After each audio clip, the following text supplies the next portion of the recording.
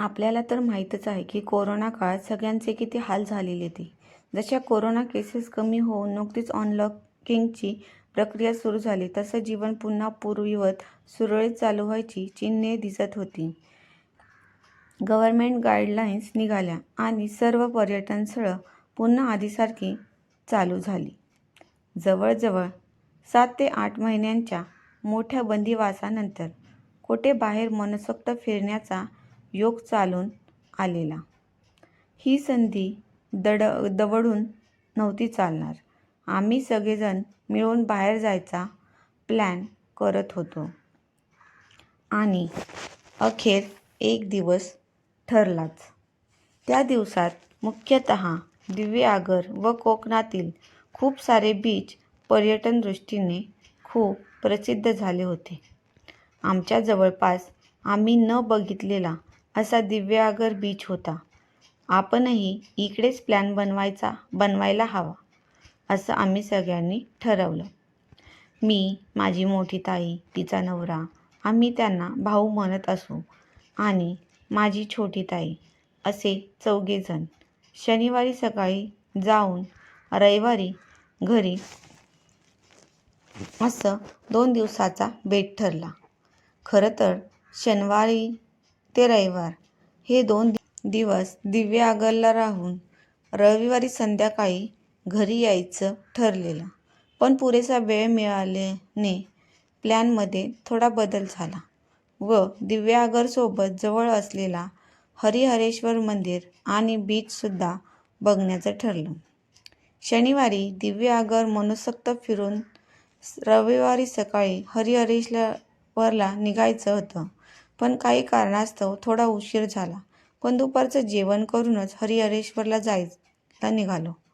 वास्तविक हा अंतर 1.5 तासाचा आहे. आम्हाला पोहोचायलाच चांगली संध्याकाळ झालेली. कधी कधी प्लॅनिंग मॅनेजमेंटमध्ये गडबड झाल्यावर पुढच्या सगळ्या प्रवासाचा बट्ट्याबोळ होऊन जातो. आमच्या बाबतीत देखील तसेच होताना दिसत होते. सुरुवातीला रविवारी संध्याकाळी घरी येण्याचा बेत होतो. पण आता रविवारच्या संध्याकाळी आम्ही अजून हरिहरेश्वरलाच होतो. पण एवढ्यातही निभावलं नाही. हरिहरेश्वरला दर्शनासाठीची गर्दी, त्यात खरेदी आणि नंतर समुद्रकिनारी फिरण्यामध्ये गेलेला वेळ, ह्या सर्वांमध्ये आमचा आता चांगलाच वेळ गेलेला. एव्हाना रात्रीचे 9 वाजत आलेले. आता लवकर घरी निघायलाच हवं. घरी कळवलं तेव्हा तिकडून देखील बराच ओरडा मिळाला. वास्तविक पाहता आम्ही दिव्यागर करून हरिहरेश्वरला यायला श्रीवर्धन रोडने आलेलो. पण आता जाताना हा रस्ता खूप दूरचा झाला असता. आता हरिहरेश्वरपासून पनवेलला जाण्यास 2 रस्ते होते. एक म्हणजे माणगाव मार्गे जिकडून आम्ही जाणार होतो आणि दुसरा रोहा घाट मार्गे. निघता 9 वाजलेली. आम्ही इकडूनच जेवून निघायचं असं ठरवलं. ह्याला 2 कारणं होती. एक म्हणजे पुढे हॉटेल मिळेल की नाही ह्याचा भरवसा नाही, आणि दुसरं म्हणजे एकदा जेवून घेतलं की सलग कुठेही न थांबता जाता येईल घरी. रात्रीचं जेवण करून साधारण 10च्या सुमारास आम्ही घरी जायला निघालो. तसा हरिहरेश्वर ते पनवेल असा 4 तासाचा एकूण प्रवास होता. पण मध्ये ट्रॅफिक वगैरे मुळे आम्ही 5 तास लागतील असं पकडून चालत होतो. आम्ही म्हसळा व माणगाव मार्गे जाणार होतो. तो रस्ता देखील सोयीचाच होता. गाडी मीच चालवत होतो. बाजूला भाऊ आणि पाठीमागे 2घी ताई. ताईने आधीच गाडी हळू चालवण्याबाबत बजावलं होतं. मी देखील नॉर्मल स्पीडवर कोणतीही घाई न करता गाडी चालवत होतो. तासाभरात आम्ही म्हसळाला पोचलो. पण म्हसळाच्या टी पॉईंट जिकडे 3 रस्ते एकत्र येऊन मिळतात, पोलिसांनी नाकाबंदी दिसली. आधी तर आम्ही चक्रावूनच गेलो. कारण ज्या रस्त्याने आम्हाला जायचं होतं नेमकं तिथेच पोलिसांनी नाकाबंदी केलेली. जवळ जाऊन नक्की प्रॉब्लेम काय आहे हे त्यांना विचारल्यावर त्यांनी सांगितलं की ह्या रस्त्यावर पुढे एका ट्रक आणि बसचा मोठा अपघात झालेला आहे. परिणामी इकडून मुंबईला जाणाऱ्या सर्व गाड्या रोहा रोडने पाठवण्यात येणार आहेत. तुम्हालाही तेथूनच जावे लागेल. झालं कल्याण. आधीच जायला इतका उशीर झालेला, त्यात आता हा चांगल्या रस्त्यावर अपघात. रोहा रोड देखील चांगलाच होता, पण तो रस्ता पडला घाटमार्ग आणि रात्रीच्या प्रहरी घाटमार्गे जाणे हे मला पटणारे नव्हते. गेली 6 वर्षे मी ड्रायव्हिंगचा अनुभव होता आणि ह्या वर्षामध्ये एक अनुभवी ड्रायव्हर म्हणून मी सुद्धा कधी रात्री अपरात्री ड्रायव्हिंग करण्याची जोखीम उचलली नव्हती. पण आता दैवयोगाने नशिबात पहिल्यांदाच ही वेळ आलेली. मी त्वरित मॅप चेंज केला आणि रोहा रोडला गाडी वळवली. कोणाच्याच मोबाईलला नेटवर्क नव्हता, पण नशीब बलवत्तर म्हणून मी ऑफलाईन मॅप घरातून निघताना डाउनलोड केलेला. मसळा रोडच्या सर्व गाड्या ह्या रोहाच्या रस्त्याने वळवलेल्यामुळे थोडीफार रहदारी होती, पण थोडेच वेळ. जसं आम्ही घाट माथ्याच्या जवळ जाऊ लागलो तसं रहदारी एकाएकी नाहीशी झालेली वाटली. मी गाडीचा वेग जरा कमी केला आणि सावधानता बाळगून घाट चढू लागलो.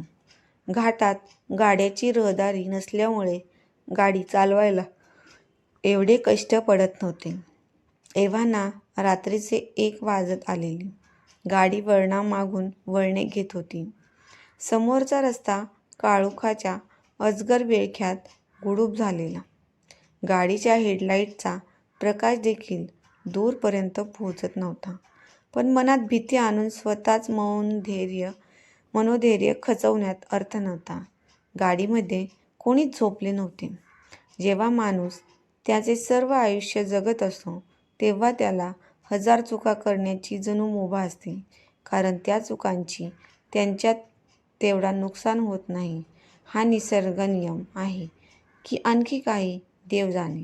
पण जेव्हा तोच मनुष्य अडचणीत असतो, सर्व बाजूने खचलेला असतो किंवा निरुपाय असतो, तेव्हा त्याने केलेली एक छोटी चूकसुद्धा त्याच्या विनाशाला कारणीभूत ठरत असते.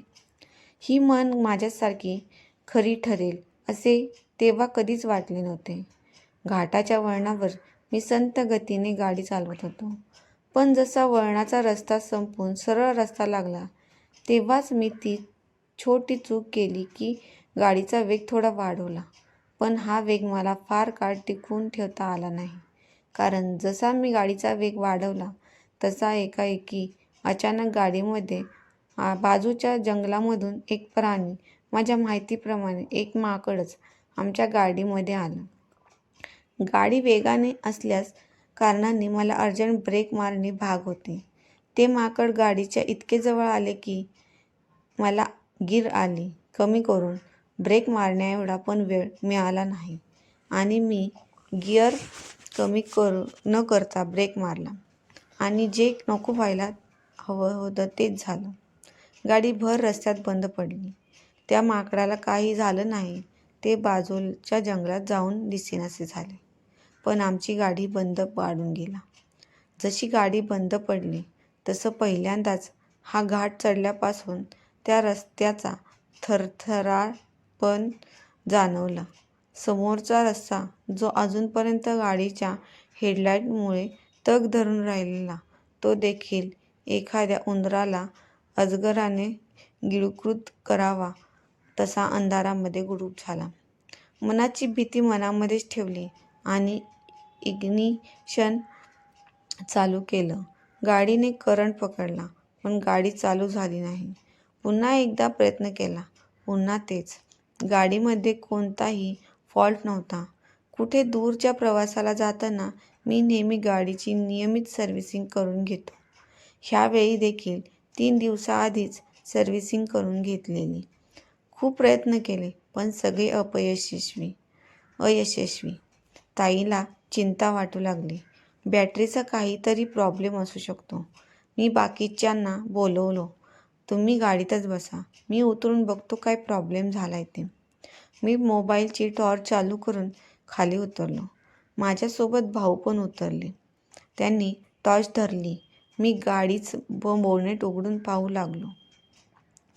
गाडी बंद पडून पुन्हा चालू झाली नाही म्हणून जेवढा आश्चर्यचकित झालो नव्हतो तेवढा बोनेट उघडून झालेलो, कारण गाडीमध्ये कोणत्याही प्रकारचा प्रॉब्लेम नव्हता. मग गाडी बंद पडण्याचं काहीच कारण नाही. मी बोनेट बंद करून गाडीत बसलो आणि पुन्हा गाडी चालू करण्याचा प्रयत्न केला. पण ह्यावेळी मात्र करंट देखील पास झाला नाही. डोक्याचा नुसता संताप होत होता. पण तितक्यात मला आठवलं की कधीकधी बोनेटच्या कार्बोरेटरमध्ये पाणी न टाकल्यामुळे देखील असा प्रॉब्लेम होतो. मी गाडीमध्ये पाणी शोधायला लागलो.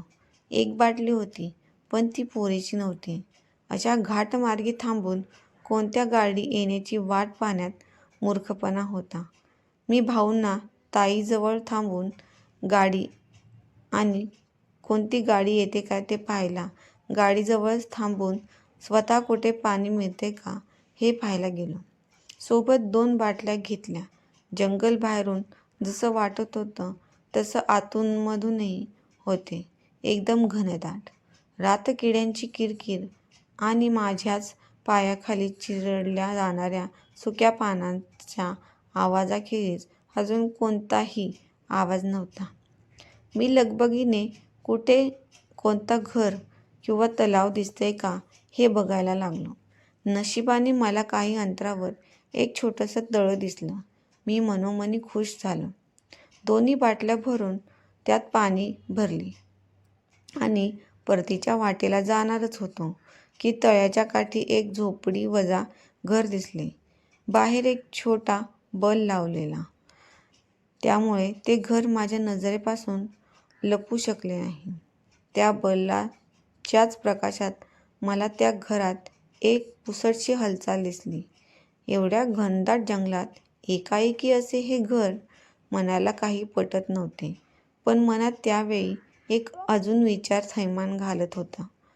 जर ह्या पाण्यानेही गाडी चालू झाली नाही तर, जर कदाचित या घरात आजची रात्र आसरा घ्यावा लागला तर. मला मान्य आहे, एक अनुभवी चालक असूनही हे विचार एकदम पोरसट आणि व्यर्थ असे होते. अशा आडमार्गी जंगलात थांबणे म्हणजे स्वतःच्या मृत्यूचे आमंत्रण स्वतःहूनच देणे. पण त्या एकाएकी घरात कोण आहे हे पाहण्याचा मोह मला त्यावेळी आवरला नाही आणि लागलीच मी त्या घराकडे वळालो. झोपडीवजा असे ते एक रूमचे घर. वरती पत्र्याचा छप्पर, समोर जुना लाकडी दरवाजा आणि त्याच्या डाव्या बाजूला लोखंडी गजाची खिडकी. दरवाजा लावला होता, पण खिडकी थोडी फार उघडी होती. मी खिडकीतून आतमध्ये कोणाला कळणार नाही इतक्या सावकाश आणि सावधानपणे डोकावून बघितले. जसं आतमधील दृश्य बघितलं तसं एक नाही, 2 नाही, तब्बल 5 सेकंद माझ्या काळजाचे ठोके चुकले. माझ्या आयुष्यातला सगळ्यात भयानक दृश्य. इतके की माझी किंकाळी निघाल्या वाचून राहिली नाही.